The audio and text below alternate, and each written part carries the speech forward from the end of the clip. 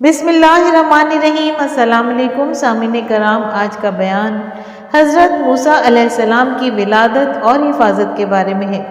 مقصود یہ ہے کہ فرعون نے پورا زور صرف کر ڈالا کہ موسیٰ علیہ السلام پیدا نہ ہوں، حتیٰ کہ جب بھی کوئی عورت لڑکے کو جنم دیتی تو اس کو اسی وقت ذبح کر دیتے، اور اہل کتاب کہتے ہیں کہ فرعون نے لڑکوں کے قتل کا حکم اس لیے دیا تھا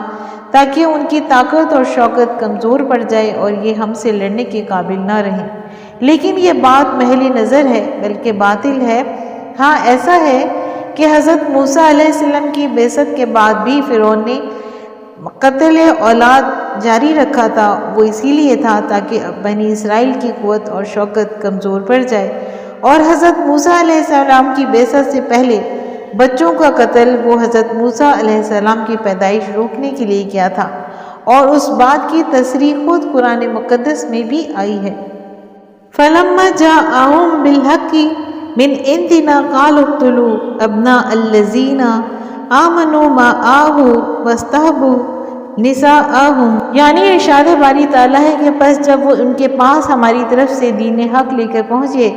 تو کہنے لگے کہ جو اس کے ساتھ اللہ پر ایمان لائے ہیں ان کے بیٹوں کو قتل کر دو اور بیٹیوں کو زندہ رہنے دو۔ اسی وجہ سے حضرت موسیٰ علیہ السلام سے پہلے بھی اور بعد میں بھی بنی اسرائیل کے بچے قتل ہوئے، اور بنی اسرائیل نے کہا کہ اے موسیٰ، تمہارے آنے سے پہلے بھی ہم کو اذیتیں پہنچتی رہی ہیں اور آنے کے بعد بھی۔ تو خلاصہ یہ نکلا کہ فرعون نے پہلے بچوں کے قتل کا حکم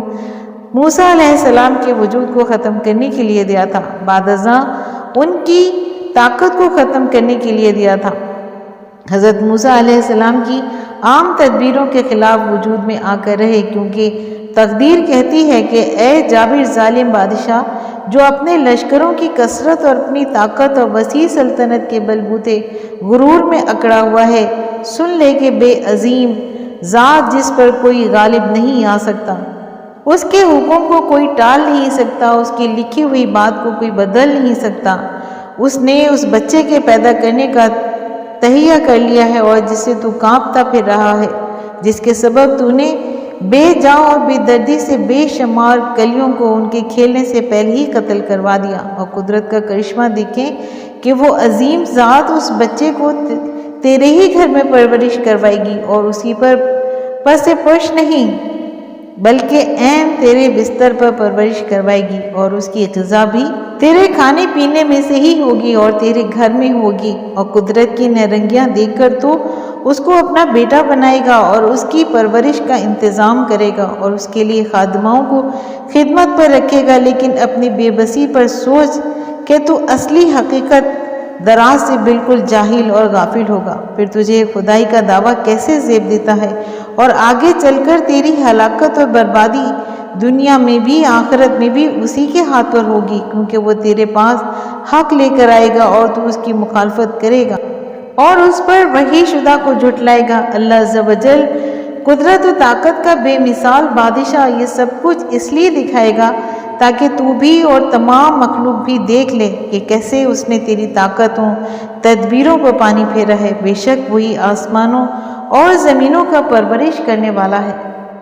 اور وہ جو کچھ چاہتا ہے کرتا ہے۔ وہ زبردست طاقت والا ہے، بڑے سخت عظیم عذاب والا ہے، اور ایسی طاقت و قوت اور ارادے والا ہے جس کو کوئی ٹال نہیں سکتا، اس سے کوئی ٹکرا نہیں سکتا۔ کئی مفسرین نے ذکر کیا ہے کہ قبطیوں یعنی فرعون کی قوم نے فرعون کو بنی اسرائیل کے افراد کے کم پڑ جانے کی شکایت کی۔ ان کے لڑکے پے در پہ قتل ہوتے جا رہے ہیں، اور ان کے بڑے لوگ بھی آگے چل کر فنا ہو جائیں گے، تو جو مشقت و ذلت اور انتہائی گھٹیا کام ان سے لیا جا رہا ہے وہ پھر قبطیوں کو کرنا پڑے گا۔ تو فرعون نے اس کا مکر کر کے دوسرا حکم جاری کیا کہ ایک سال تو مارا جائے اور دوسرے سال چھوڑ دیا جائے۔ اسی طرح سلسلہ چلتا رہا۔ علماء مفسرین رحمۃ اللہ علیہ فرماتے ہیں کہ حضرت موسیٰ علیہ السلام کے برابر اور کبیر حضرت ہارون علیہ السلام خلاصی اور چھٹکارے کے سال میں پیدا ہوئے۔ حضرت موسیٰ علیہ السلام عین قتل والے سال پیدا ہوئے، تو آپ کی ماں سخت تنگ دل اور پریشانی میں مبتلا ہوئی، کیونکہ امید کے زمانے میں بھی آپ نے حد الوسیع اس چیز کو خوب چھپایا تھا، اور اللہ کے فضل سے ویسے آپ پر بھی علامتیں ظاہر نہیں ہوئی تھیں، لیکن اب تو معاملہ روز روشن کی طرح واضح تھا۔ اب کس طرح اپنے لال کو چھپائیں، اس غم و فکر میں تھیں کہ اللہ کی طرف سے ان کے دل میں یہ بات ڈالی گئی کہ ایک صندوق بنا کر اپنے بچے کو اس میں رکھ دیں اور صندوق کو کسی رسی سے باندھ رکھیں، اور آپ کا گھر دریا کے کنارے تھا اور آپ بچے کو صندوق ہی میں رکھیں اور دودھ پلاتی رہیں، اور جب کسی کے آنے کا خوف ہو تو صندوق دریا میں بہا دیں اور ڈوری کا سرا اپنے پاس کہیں باندھ کر رکھیں، جب لوگ چلے جائیں تو پھر واپس کھینچ لیں۔ تو آپ ایسا ہی کرتی رہیں، اور فرمان الہی ہے فَأَوْحَيْنَا إِلَىٰ أُمِّ مُوسَىٰ أَنْ أَرْضِعِهِ عَسَىٰ أَن يَنفَعَنَا أَوْ نَتَّخِذَهُ وَلَدًا وَهُمْ لَا يَشْعُرُونَ۔ سورہ قصص میں اللہ پاک ارشاد فرماتے ہیں، اور ہم نے موسیٰ علیہ السلام کی ماں کی طرف وحی بھیجی کہ اس کو دودھ پلاؤ، اور جب تم اس کے بارے میں کچھ خوف پیدا ہو تو اسے دریا میں ڈال دینا، اور نہ تو خوف کرنا اور نہ رنج کرنا، ہم اس کو تمہارے پاس واپس پہنچا دیں گے اور پھر اسے پیغمبر بنا دیں گے۔ تو فرعون کے لوگوں نے اس کو اٹھا لیا، اس لیے کہ نتیجہ یہ ہونا تھا کہ وہ ان کا دشمن اور ان کے لیے موجب غم ہو۔ بے شک فرعون اور حامان اور ان کے لشکر چونک گئے، اور فرعون کی بیوی نے کہا کہ یہ میری اور تمہاری دونوں کی آنکھوں کی ٹھنڈک ہے، اس کو قتل نہ کرنا کہ شاید ہمیں فائدہ پہنچائے یا ہم اسے بیٹا بنا لیں، اور وہ انجام سے بے خبر تھے۔ اس کا ذکر بھی سورہ قصص میں ہے۔ حضرت موسیٰ علیہ السلام کو یہ وحی بطور الہام اور ارشاد رہنمائی کے تھی کہ نہ ہم رسولوں کی وحی کی طرح، جیسے اللہ نے دوسری جگہ شہد کی مکھی کے متعلق بھی یہی الفاظ فرمائے تھے۔ سورہ نحل میں اللہ پاک ارشاد فرماتے ہیں کہ تمہارے پروردگار نے شہد کی مکھیوں کو وحی کی دل میں ڈالا کہ پہاڑوں میں اور درختوں میں اور اونچی اونچی چھتریوں میں جو لوگ بناتے ہیں گھر بنا، اور ہر قسم کے میوے کھا اور اپنے پروردگار کی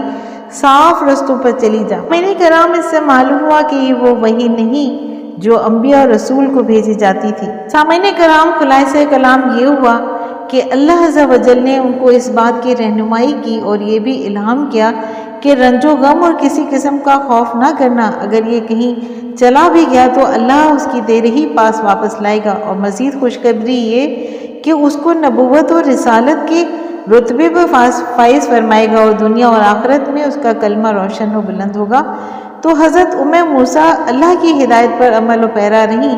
تو ایک مرتبہ روزمرہ کی طرح کوئی آیا اور آپ نے ان کو صندوق سمیت دریا میں بہا دیا، لیکن اللہ کا کرنا ایسا ہوا کہ اس دن وہ صندوق کی رسی اپنے پاس باندھنا بھول گئیں اور صندوق رسی سمیت بہتا چلا گیا۔ سامعین کرام، لب دریا فرعون کا محل بھی تھا، صندوق وہاں سے گزرا تو فرمان الہی ہے تو اس کو فرعون نے اٹھا لیا تاکہ وہ ان کا دشمن اور موجب رنج ہو۔ سامعین کرام، امید کرتی ہوں کہ آپ کو حضرت موسیٰ علیہ السلام کی ولادت اور حفاظت کے بارے میں جان کر آپ کی علمی معلومات میں یقیناً اضافہ ہوا ہوگا۔ اگر آپ کو آج کا بیان پسند آیا ہے تو آپ اپنے چینل فضائل اسلام کو لائک اور سبسکرائب کیجیے اور ساتھ لگے بیل آئیکن کو پریس کیجیے تاکہ آئندہ آنے والی نئی ویڈیو حضرت موسیٰ علیہ السلام فرعون کے محل میں اس کا نوٹیفیکیشن آپ کو سب سے پہلے ملے۔ شکریہ۔